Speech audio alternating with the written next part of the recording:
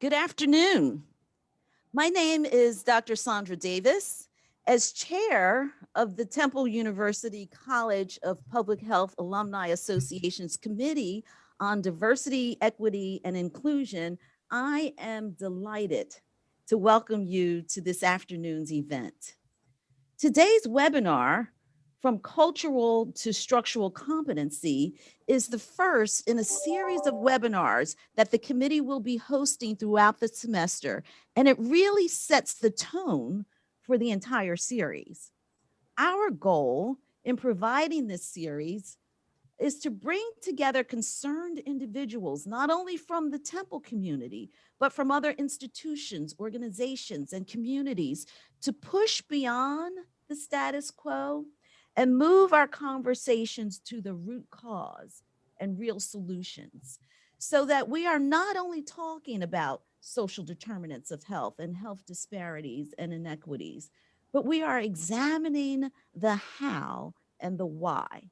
As you will see in today's dialogue, through stories, narratives, and lived experiences that speak the truth, you will see how we are shifting our approach and we're holding systems, structures, institutions, and their policies and practices and laws accountable for the change that must happen. And so I'm going to move forward.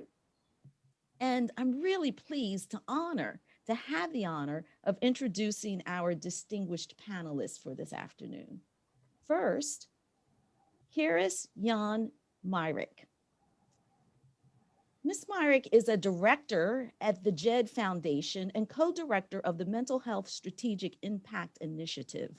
With over 15 years of experience in mental health services, innovation, transformation, and peer workforce development, Ms. Myrick has held key leadership positions at both the state and federal levels.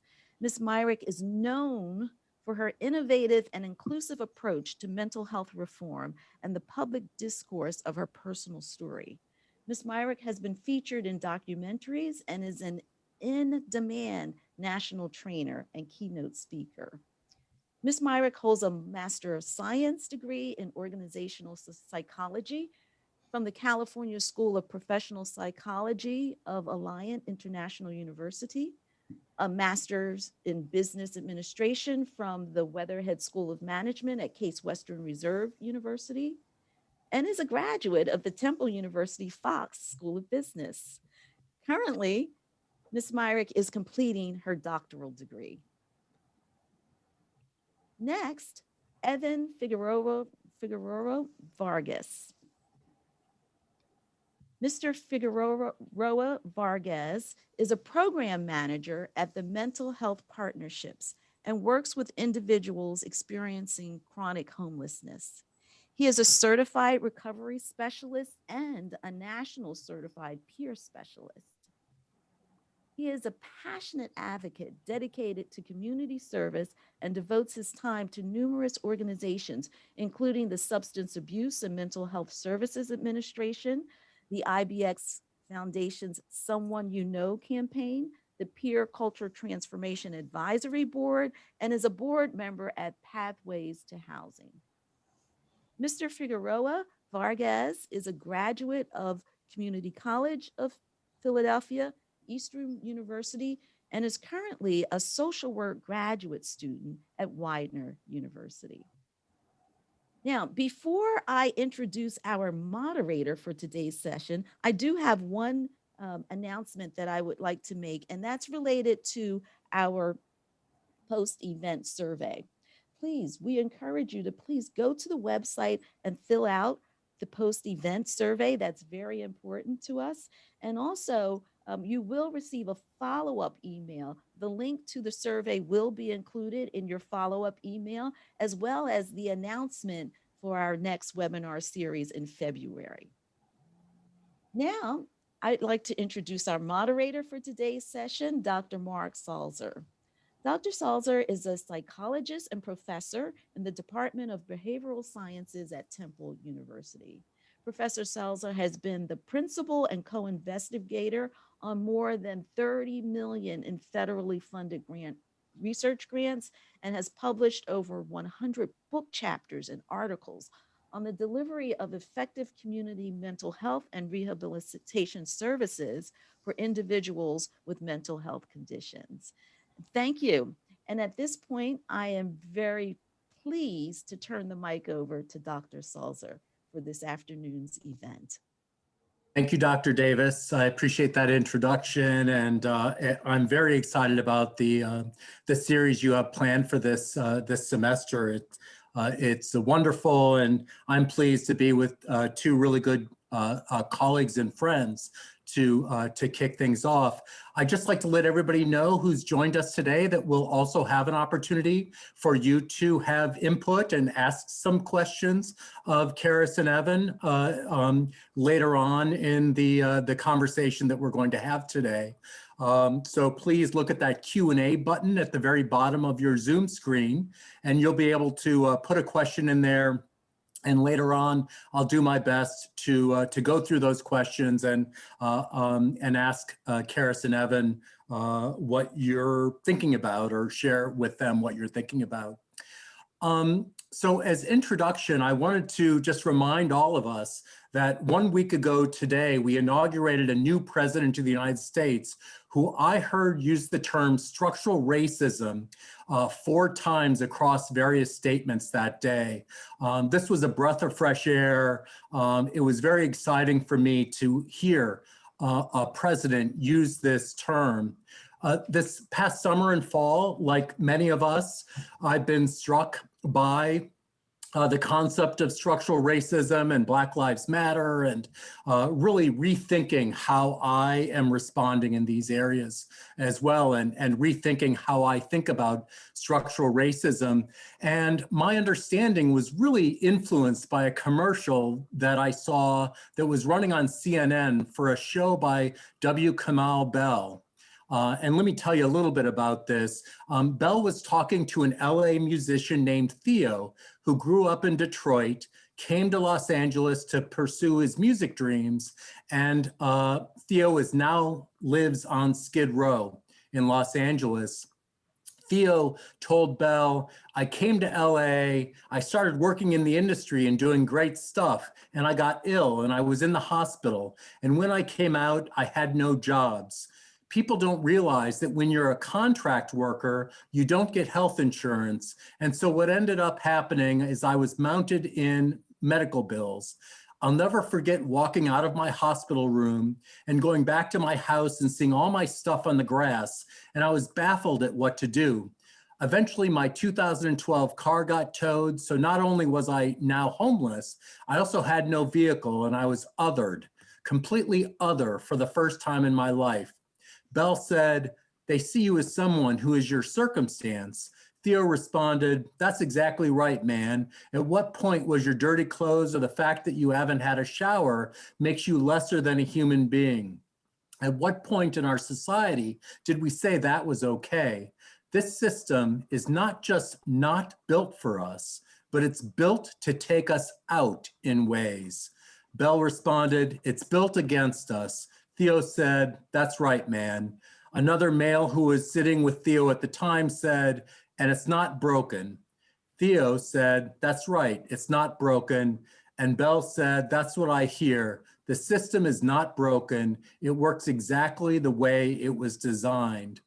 This interaction really struck me, or helped me understand the concept of structural racism even more than I had understood it up to that point. And I've done a lot of work and thinking in this area, but this was pretty powerful in my thinking about racism and oppression and racial injustice that's happening right now, that has been happening in our country for centuries. My research focuses on the inclusion of people with serious mental illnesses, which refers to promoting opportunities for people with serious mental illnesses like schizophrenia, bipolar disorder, major recurring depression to live, work, study, play, and pray in the community like everybody else. Basically live in the community like everybody else. On October 26th, 2020, last October 26, Walter Wallace Jr. was shot and killed by Philadelphia police officers.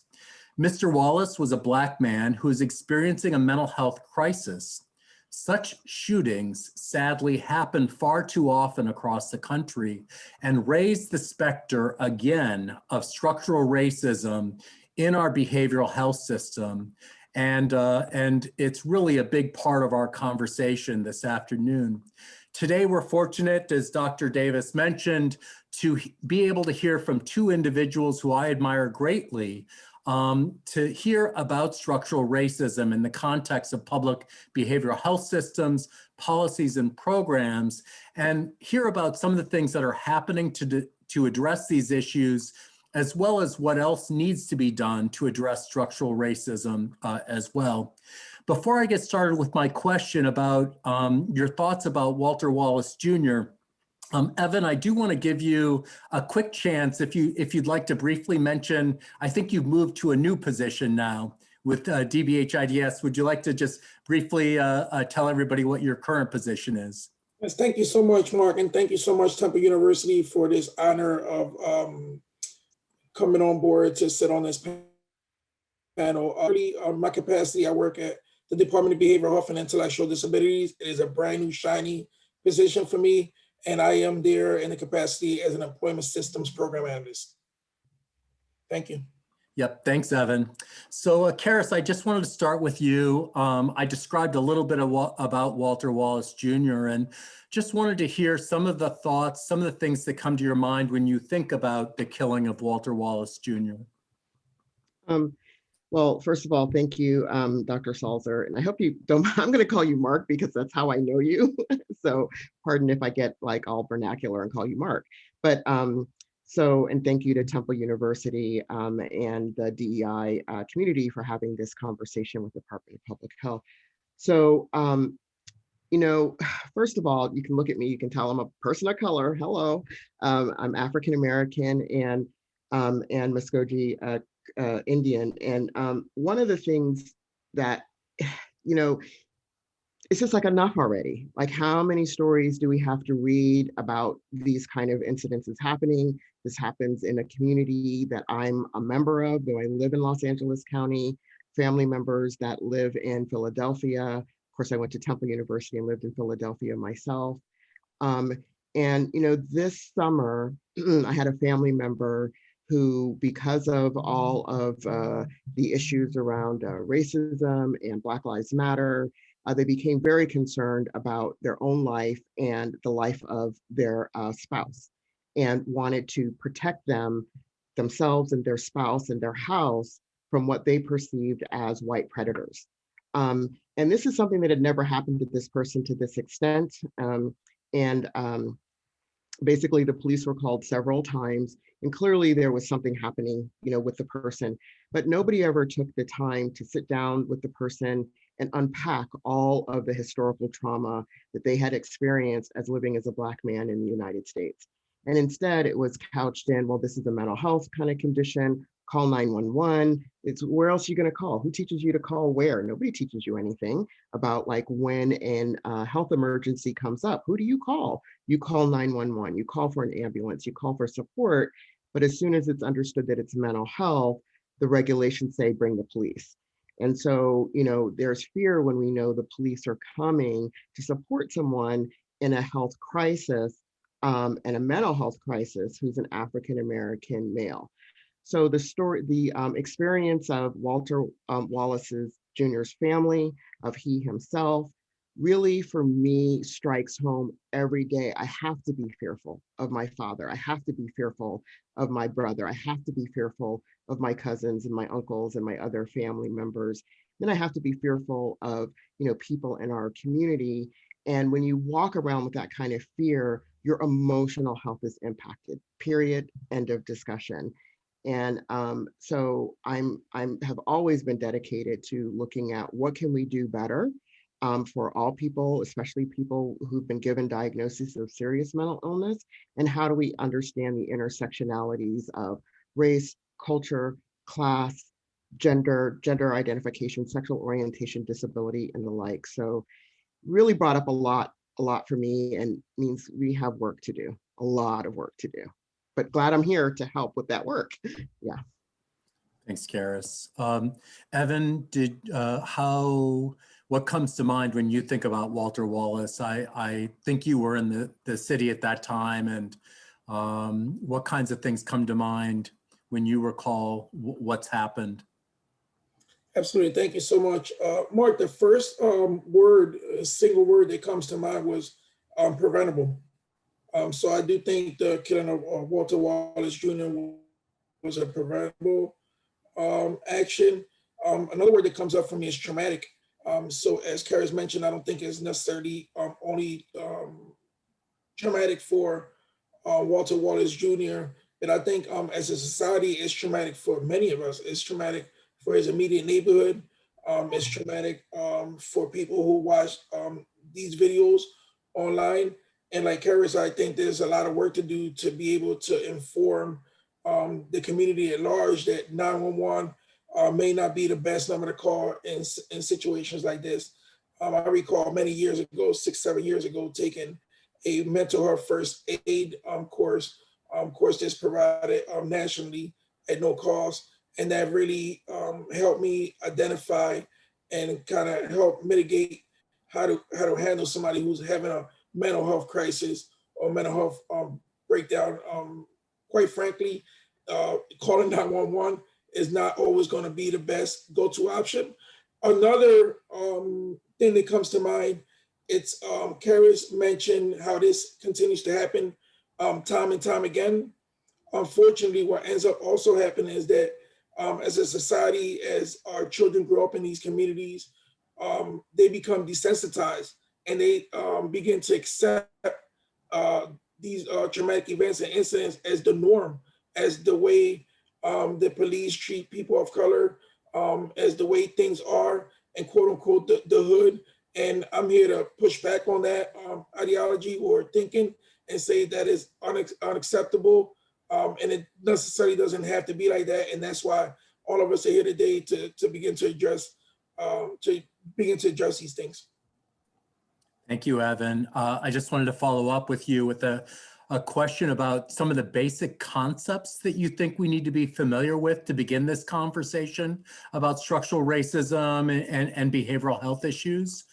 So are there certain things or concepts or terms or things that we need to understand to begin to think about this and think about solutions? So one very, very basic concept when it comes to mental health and behavioral health issues that quote unquote people are not crazy. So you often hear, that person is crazy. That's not necessarily the case. We're individuals who have a mental health diagnosis. I identified as an individual in long-term recovery from both substance disorder and mental health challenges. People can and do overcome mental health challenges, substance disorder challenges, but that the notion of people don't get better, they need to A, be locked up, incarcerated, or B, be put away in a hospital or in some type of institution. I push back against both of those ideas. I necessarily don't think that's the case. People, as you mentioned earlier, people do work, pray, have very productive lives in the community of their choices. So I'm thinking that people are crazy and will continue to be crazy for the rest of their lives is absolutely absurd, and that is not true. Thanks, Evan. Yeah, I definitely think about people with mental health issues are like everyone else, no different, same hopes, dreams, and desires, and unfortunately shouldn't be surprising. But in my training as a clinical psychologist, it would be easy for me to have gone down that other road where I started, speaking of the conversation with W. Kamau Bell, really othering people with mental health issues as being somehow different from other people. Karis, do you have some other concepts that you think about that you think it's important for us to be familiar with as we move forward? Yeah, I think to kind of dovetail on what you're saying is that there's also othering within mental illness, because there's mental illness and then there's this thing called SMI. Like, ooh, SMI, what is that? And then once you start getting in that SMI space, it starts to kind of have a completely different lens and approach to it. So, and SMI as in serious mental illness. And, if you look at the statute, and this is where understanding the structure, where does the term come from? It doesn't really come from the DSM. I mean, it actually has now some legal ramifications because it's in statute, and there are regulations around, if somebody is given an SMI diagnosis. Well, who decides what's SMI? The state does. Who is the state? The state are not providers. They're not scientists. It's like the state. Like, what is that? That's a thing. It's a group of people, but who are those people? And if you go from state to state to state, it may differ which diagnosis may be categorized as quote unquote serious mental illness. So I think the term is a misnomer. I think it's also, you have to understand it's a man-made concept. There's no there there. And then when you put the there, it actually starts to have a sense of this is the way things will always be. You will always be quote unquote seriously mentally ill, rather than thinking about people may have a mental health condition, a mental health diagnosis, a struggle with emotional distress and trauma, and there are times when that struggle is incredibly serious and incredibly severe, rather than thinking it's a continually all the time same thing over and over and over again.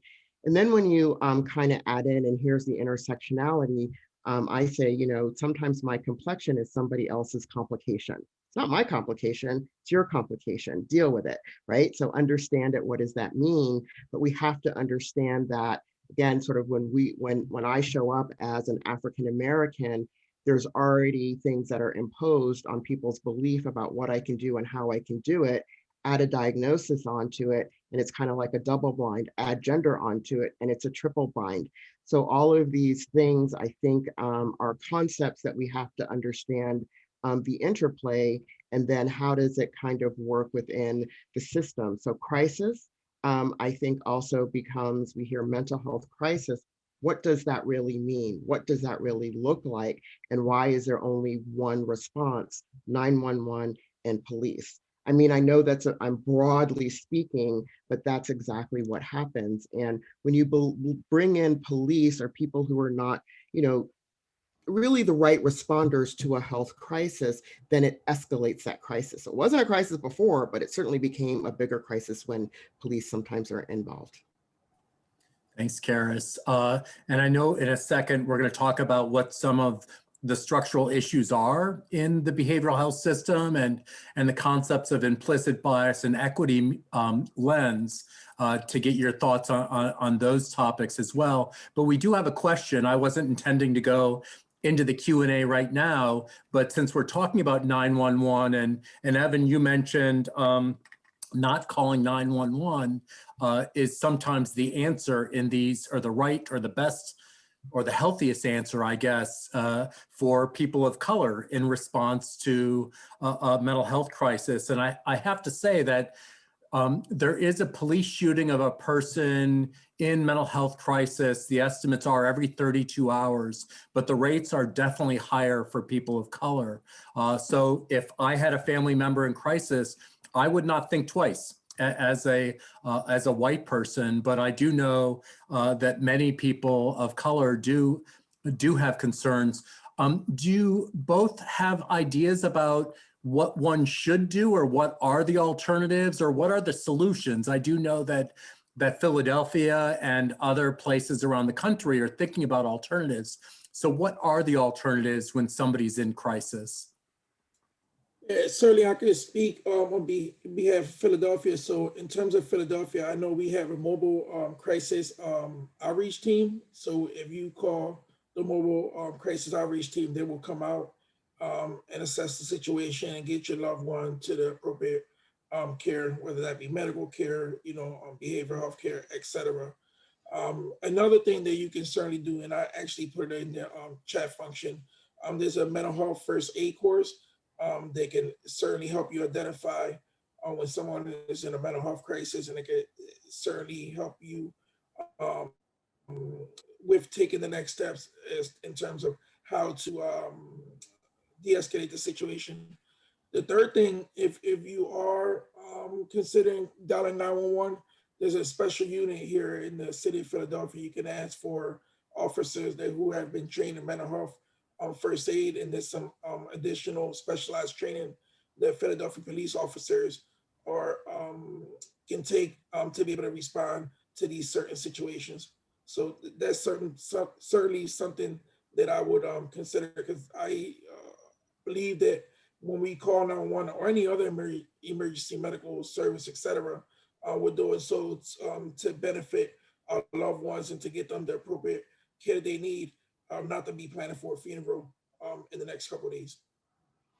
And I think on a national level, anybody can call, for example, the National Suicide Prevention Lifeline and ask to be transferred, if they need to be, to a CIT trained team. CIT is crisis. What is CIT? I'm sorry. All of a sudden, my Crisis intervention team. Crisis intervention team. Sorry, and they have crisis intervention training. Sorry, all of a sudden my brain just kind of went in total darkness there. But I think moving forward, there are many communities that have mobile crisis teams that do not involve the police. I think because of all of the Black Lives Matter movement and the call for defunding the police have clearly said, no, we should not be at mental health crisis. This is not where we need to be. They are in total agreement. So this is how you get to the systematic thing. How did it end up that they're there? Many times the call may start with, my loved one is having a mental health crisis, or they have a mental illness, or they have a diagnosis and they're in crisis and I don't know what to do. And so the regulations say police are the responders. It doesn't say mobile team is the responder. It doesn't say ambulance is the responder or fire is the responder. It says police is the responder. So that's actually why, 988, which is a newly passed federal legislation, so that just like 911, 988 will become the number that people can call when a behavioral health crisis is present and you might need some extra support. Now, it's not in play yet. There's some areas in which it works, there's some areas where it doesn't. And I think, again, this is like when you're talking about structural things that you can do, here's legislation and policy at the state level so that every state can pull together a 988 system that will work for the state, that also works for people of color. So, that's one way to think about on a national scale kind of, and then on a local scale, what can you do? Thank you, Karis. And Evan, for those of you who are looking at the chat box, Evan put in the links to the DBHIDS links for mental health first aid, and also to learn more about the crisis intervention team training. And Evan mentioned one of the strategies is to do outreach to mobile crisis teams. So if you're an individual with a family member who's receiving services at one of the mental health centers in the region or wherever you live, you can certainly see if there is a mobile crisis team at your center or one that's close by, and that might be your first point of contact. I'd also add that some cities are looking to, and Philadelphia is one of them, that has incorporated behavioral health specialists in the emergency response system, in the 911 system, in order to triage some of these calls and say, no, we don't need to send officers in uniforms with weapons who might raise some of the trauma that I think Evan was mentioning before, that people of color have experienced in their communities. And instead, we need to send other individuals who are trained in de-escalation and trained in how to respond to these situations. So, so what I wanted to ask you, and I guess, Evan, I'll go to you first, what are some of the structural issues that you believe are at the crux of structural racism in behavioral health systems? And I know it's a big question, right? So, but what do you think some of the big issues are? In the behavioral health system? Yep. I think I can not only expand on the behavioral health system, but just on the system itself. So we look at President Joe Biden addressed the nation yesterday, and he was talking about racism. And so what President Biden said yesterday is, and I quote, we have never fully lived up to the founding principles of this nation. To state the obvious, that all people are created equal and have a right to be treated equally throughout their lives. It is time to act now, not only because it's the right thing to do, but because if we do, we will all be better off for it. So having said that, I'm going to say that not all individuals have the same access to behavioral health treatment, to behavioral health resources. And as a result, we see these outcomes where individuals only access behavioral health treatment and resources when they come into negative contact with the criminal justice system. So someone may not have an ID, or they might not have transportation or any other resource to be able to enroll into the behavioral health system. But tell you what, when you're arrested, when somebody calls 911, you're arrested, they provide free transportation, you don't need an ID, and you become involved with the criminal justice system, and then you access the behavioral health system that way. So to President Biden's point, we need to create a system, right? Not just only a behavioral health system, but a system in general that creates equity and inclusion for all, you know, that levels the playing field for all individuals and not just a subpopulation of the United States, et cetera.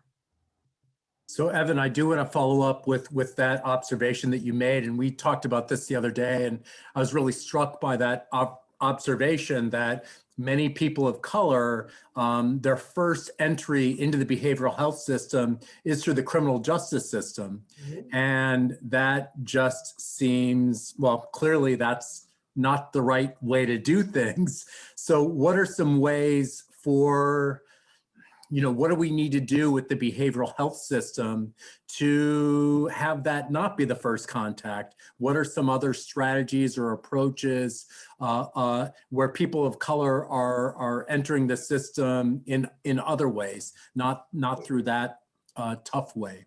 So a few minutes ago, I mentioned some of the obstacles and road barriers for people accessing treatment. When we historically look at some of the behavioral health providers, we typically look at hours of operation from 9 to 5. We typically look at these facilities being placed in Center City, Philadelphia. So what we typically see is most people who are not of color access these treatment opportunities in Center City, Philadelphia. And so my approach would be, if I had it my way, I would certainly make these services available. So if you think about treatment on demand, I would make these services available in the heart of the community, right where the need is at. So I wouldn't force people to find a way or to feel uncomfortable going out of their area, their geo area where they spend most of the time, to be able to access these treatments. And I would certainly make these hours of operation around the clock. Tell you what, when we talk about behavioral health challenges or people that go into crisis, people typically don't just go into crisis during 9 to 5. People don't enter withdrawal and contemplate entering substance use disorder treatment from 9 to 5. These are thoughts that people have around the clock. And so having said that, we need to make sure that we have access points at every point, every 4 corners of the city of Philadelphia and across the nation to be able to help individuals access these things. Certainly, people should not be accessing behavioral health care or medical services, et cetera, via the criminal justice system. Once you are booked and identified in the behavioral health system, it might be easy to get in, but I can assure you that it is extremely difficult to work your way out of that system. And anybody who's been arrested and has anything from a misdemeanor to a felony, that can follow you around for years to come, decades to come. So I definitely encourage policymakers, individuals who are standing up programs to really consider bringing a lot of these services into the community. And so what that means is that not only are you and your colleagues meeting to discuss how to stand up this program, the foundation of this program, but that you're talking to the people who are closest to the problem in the community, the people who are actively using, the people who are the ones that are going into crisis from time to time and saying, you know, we're considering starting a new program. What would you like to see this program include? And so that we're not including them at the tail end, saying, no, this is what we set up for you. This is the prescription. This is what you're going to take. Thank you, Evan. And Karis, I want to get your thoughts on some of these same topics. And also just want to remind everybody that in about 10 or 15 minutes, we'll be going to your questions. So you'll have an opportunity to ask Karis and Evan some questions. So please use that Q&A box. So Karis? Yeah, so there are a couple of things that I'm thinking about. You know, I always love talking to and partnering with Evan on how we're going to take over the system. Did I say that? I did. So anyway, but you know, seriously, I think a lot of the things that we would like to see, you know, do sit on top of. And I feel like a broken record when I say this. I really apologize. Well, I'm not apologizing. I'm just, you know, speaking truth here. That we have to understand some of the structures and policies that have us sitting where we are today. So, you know, why is it that we can't have, you know, these 24-hour kind of systems or programs where people are? And then, you know, are there policies or issues around that? And generally, yeah, there are. And so we have to get at those policies and those regulations or legislation to almost force the system to be responsive to the community needs. And a lot of those community needs are preventative in nature. And that's what I love about public health is how do you go at the prevention to impact people's health and well-being way early on. A lot of times we're trying to kind of fix things at the back end versus really working much more proactively at the front end. So, you know, I think a lot about things like how is that people end up into public mental health? When you're in public mental health, you're on a system of disability. So you're on a benefit system. The benefit system, by the very nature of what they do, it's a safety net, but it ends up being an entrapment rather than a safety net that is very, very hard to get out of. And when you're in that safety net, you're living in poverty. And what I have heard, you know, and I've worked at the local Department of Mental Health, et cetera, I've, you know, worked at the federal level is, well, it's better than nothing. So somehow we're always deemed to the second or third class, and that's enough. But what it does is perpetuate the very oppression, discrimination, and health issues that are in our lives. So if you're living in a constant state of where am I going to get my next meal? Hey, I want to go to the movies like anybody else. Those are like going to the movies, doing that social connection is critical to someone's health and well-being. We know the death rates of people who were lonely. So loneliness is not kind of like, ooh, a fatty thing. It's actually something that impacts somebody's health and well-being and longevity. So if you don't have money to do that because you're living in poverty, living on Social Security disability income is living in poverty. So we can't put people in poverty to help them get well and then keep them in that poverty. So that's why ideas of the notion of recovery and flourishing are so critically important. So what are some of the policies around, like, why do we say that in order for somebody to get the level of help they need, that it has to be done in the public system? And then how do we help people move through and out of that public system? Where are we addressing issues of transportation, housing, employment, and not employment just for the employment's sake, but hopefully employment at a living wage, education. And I peeked into one of the questions. The question was, you know, if you're in a crisis, if your family is kind of dealing with this, how do you also do this advocacy? And I think that's just a brilliant question. I think it is hard to advocate for yourself while you're trying to go through the very thing that is affecting you. And, you know, that's the beauty of peer support and family support, family advocates, and why when we look at our provider force, whether they're public health advocates, social workers, psychiatrists, psychologists, they just don't treat people. We should also be looking at a part of their education and their curriculum about how do you address the systematic structural issues. If you don't fix those, we'll continually have access issues. We'll continually have issues that keep people in poverty and oppression, and we'll always be trying to fix the people or support the people in oppressive systems, and it'll never end. So we have to end the oppressive system. Thanks, Karis. I know that one of the things that we've talked about, and Evan mentioned this a little bit, is talking to people, coming up with solutions by talking to the people who are affected by the system. And I think we wanted to talk about peer support and the importance of incorporating the voices of people with lived experience, people in the communities.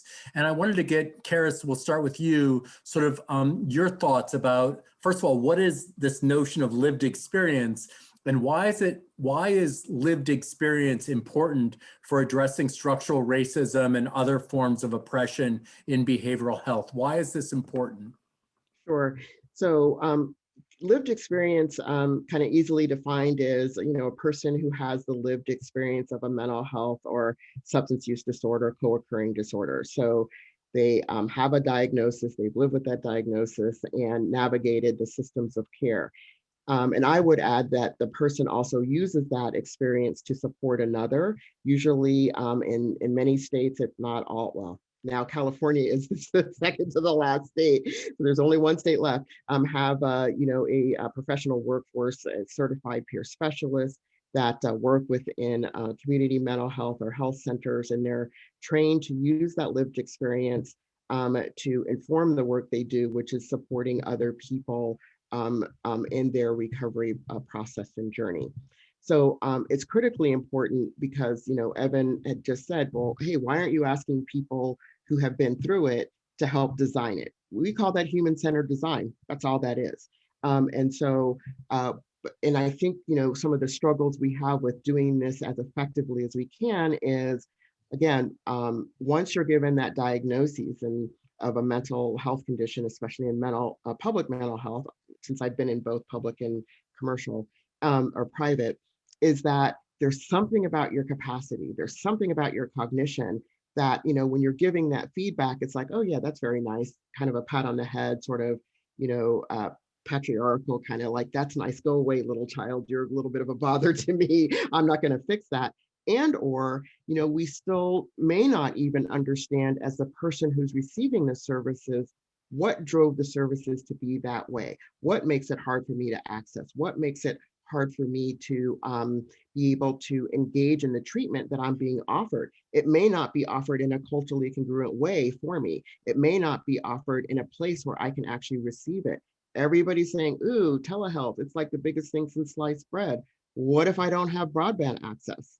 What if I don't, even have a smartphone? The Obama phone, as people call it, the Lifeline program, has incredible limitations for people who are living in poverty. Yet everybody thinks that's the answer. It's not the answer if you don't understand the whole aspects of the program. So peers who have been through that program, who have those Lifeline phones, are able to easily tell people, yeah, it looks good on paper, but I'll tell you where it doesn't work. That's why peers have to be involved in not just providing the support to people, but also informing some of the changes that need to the system needs to have, because we're affected by those very policies every day. I love the concept of human-centered design. I also like the term co-production and co-development as well, but it's all, I think, very similar and critically important. Evan, do you have thoughts on this issue? What is lived experience and why it's important? And then I want to ask both of you sort of what are some ways or strategies for incorporating lived experience, and sometimes we talk about peer support as well, but lived experience into the behavioral health system and agencies and programs. But we'll start with why it's important. Yeah. So just to expand on Carrie's definition, I would also include having lived experience with the criminal justice system. I certainly think that it's important for people with lived experience to gain a seat at the table, finding employment within the behavioral health system, in addition to actively participating in local nonprofits or other opportunities where policies are being shaped. It's important, specifically to me, Mark, you and I have talked in the past, we have disclosed that in the past I attempted to access behavioral health, particularly substance use disorder treatment, and I was told that my my condition was not bad enough, I guess, because I was only using prescription pain medication at the time, when we wasn't necessarily really having these conversations around the opiate epidemic. However, after like 6 failed attempts to enter into rehab, I ended up was arrested on some misdemeanor charges. And when I stood in front of the judge, the district attorney and some other folks, they actually allowed me to access inpatient treatment, outpatient treatment, and case management. They provided me transportation. So the reason why it is important for me with lived experience to work in the behavioral health field, and in the passion and the drive and the motivation behind me becoming a social worker, was to fix a broken system. So what that looks like for me and the way that shows up for me, there is absolutely no reason why I should have stepped foot inside a jail cell or came into negative contact with the police for me to be able to find or to access the treatment that I needed. So there's something actively wrong with that system. And like Carrie said, I'm determined to fix it over the course of my career. Thanks, Evan. Evan and Karis, do you have thoughts, whoever would like to go first, on ways that behavioral health systems and agencies and programs can better incorporate not just input, but the actual co-development or production of efforts, especially pertaining to people of color, to try to address the structural racism as well. Do you have thoughts on how this can be done? And I know that one approach was peer support, which are people with lived experience supporting other people with lived experience. But sometimes I have questions about whether or not it's actually budged the system or simply is working within the current system. So I don't know if either of you have thoughts on that. Yeah. So I think there are a couple of things. I think peer support is one avenue. And yes, peers become a part of the system. We use the word co-optation. So in our roles as kind of on integrated teams or being within a system, do we become sort of enculturated into the system culture, which is problematic. And, you know, I've always kind of thought of it this way, is that peer support is one way. And if you only have 5 peer supporters, 10 peer supporters, or, you know, or 100 peer supporters, but your system has thousands of people, really, what kind of impact is that really going to make in the long run? So I think, you know, yes, and, you know, encouraging and increasing the number of peer support providers and thinking about integrated interdisciplinary teams is one way to kind of say, all right, you know, this is what I did in LA County Department of Mental Health is, you know, I actually was able to show people, well, here's how many peers we actually have in each of our service areas and each of our programs, so they could see where the gaps were. Because if we said the wrong number, because we're a county of 10 million people, it didn't resonate. But when you showed it kind of graphically, it was like, oh, God, oops. But then the other thing is, if we're a county that has 6,000 people that are working in it, 6,000 employees, you know darn well by math that there are people with lived experience of behavioral health conditions amongst that 6,000. If 1 in 4 or 1 in 5 are affected by a mental health condition anytime in their life, do the math about how many are probably already working within the system. And so how do we celebrate the fact that people are already within our system that have lived experience, and then encourage using that lived experience wherever they are within that system? Are they in the HR department? How do you use that lived experience to interrogate the forms that you're using, the policies that you're setting? If you are an administrator, if you are a secretarial clerk, if you are a psychiatrist, psychologist, any of those positions, if you are in the legal office, if you are in the, you know, any of the offices that, you know, pertain to what the Department of Mental Health has to do, we know there's somebody with lived experience there just by the mere nature of how people are impacted. And so I think encouraging systems, one way to do it is we do demographic counts. We don't count how many people have a lived experience of a mental health or substance use condition. And again, these demographic counts are voluntary. So if we were to actually say, hey, will you actually identify as a person with a mental health condition, it would be kind of cool for the Department of Mental Health to say, we have 75% of our folks who have a mental health condition that work for the Department of Mental Health. I would then kind of say, oh, how many of those are people of color, by the way? Then you start to get something that it's like, I'm going to see somebody who gets it. I'm going to see somebody who's walked my walk.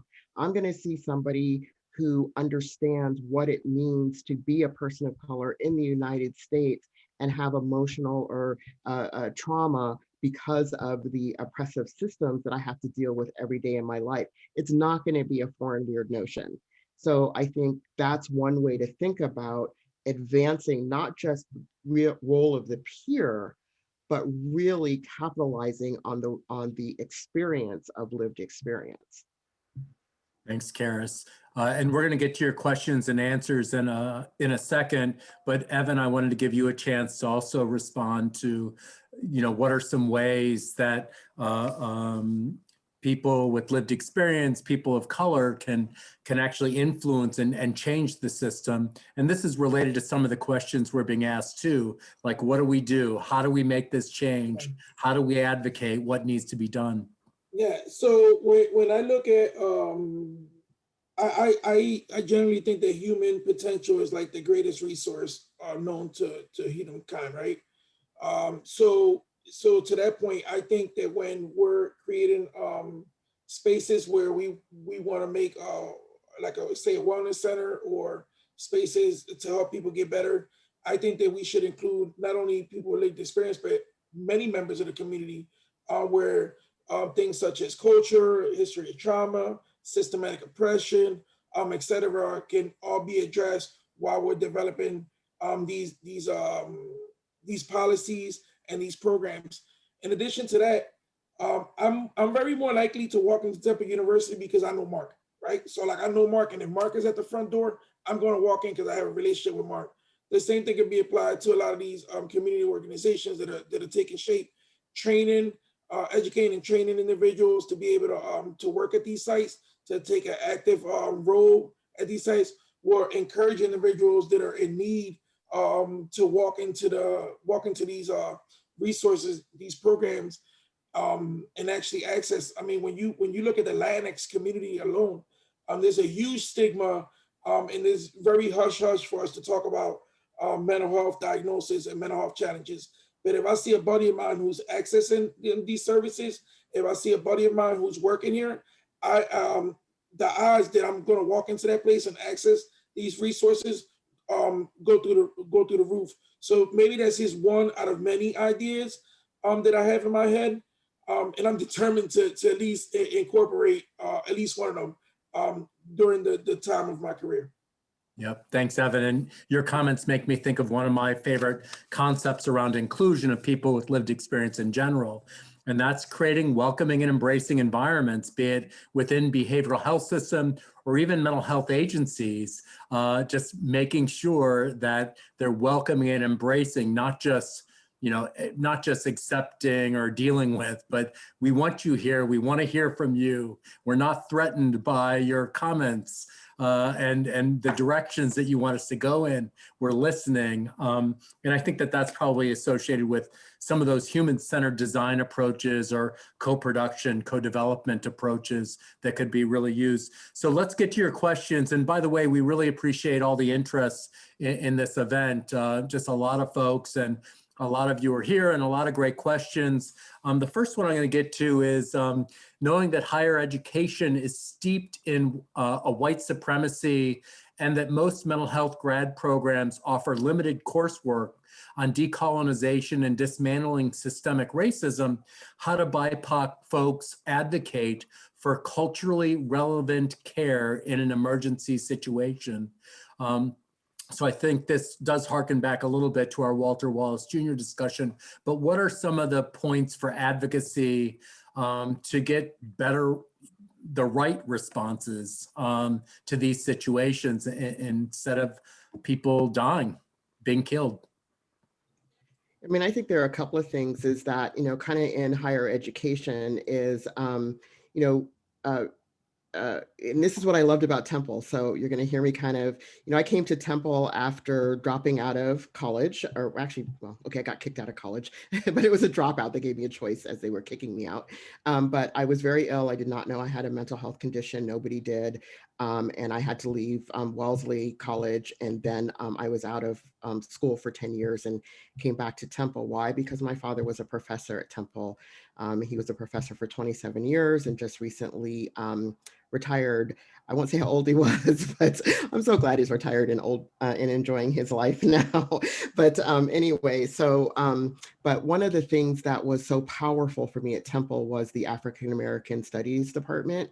And I know it's no longer there, but what the extracurriculars provided at Temple University and access to learning about things like structures and racism and learning from like people who were like the top people in Afrocentrism, Molefe Asante and Bobby Seale, who's a Black Panther, et cetera. I think taking advantage of things that are on college campuses. And I think Temple, at least the time that I was there and after, did a very good job of trying to bring in things that were important to the community around Temple so that Temple didn't become segregated from the community in which it was, I hate to say, encroaching on, that was majority Black folks, right?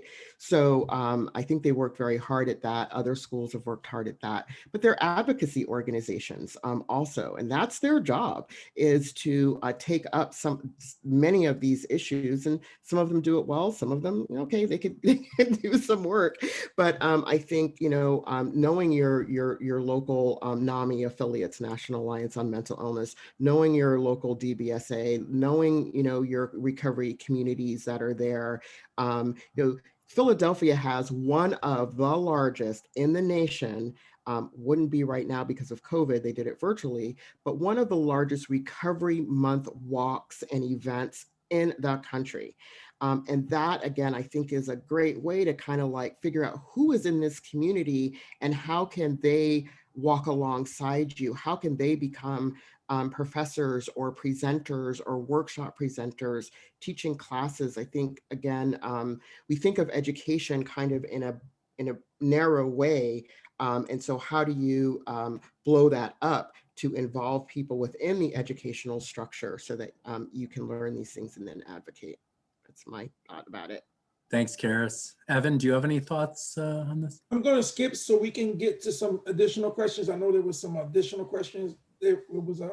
Well, there are a lot of additional questions. So, and I apologize to everybody. Your great questions. Hopefully everybody has access to these and we should be thinking about all of these. I did want to ask one, these are all like amazing. There's one question, and I think it's related, Karis, to what you just talked about in terms of advocacy. This comment or question is, please speak to the need for organizations to become more politically active and share how various organizations are increasing their contact with policymakers and helping to author legislation that will result in the improvement we seek. And again, you mentioned NAMI, Karis, which does have lived experience perspectives, but what are there other things, including agencies, centers, programs, like how should people or can people be politically involved? And Evan, I don't know if you have thoughts on this, if you want to go first or, yep. Yeah, I can go first. Yeah. So when we talk about the criminal justice system, certainly I participate. I'm on the board of directors for the Philadelphia Lawyers of Social Equity, and I will put up that link.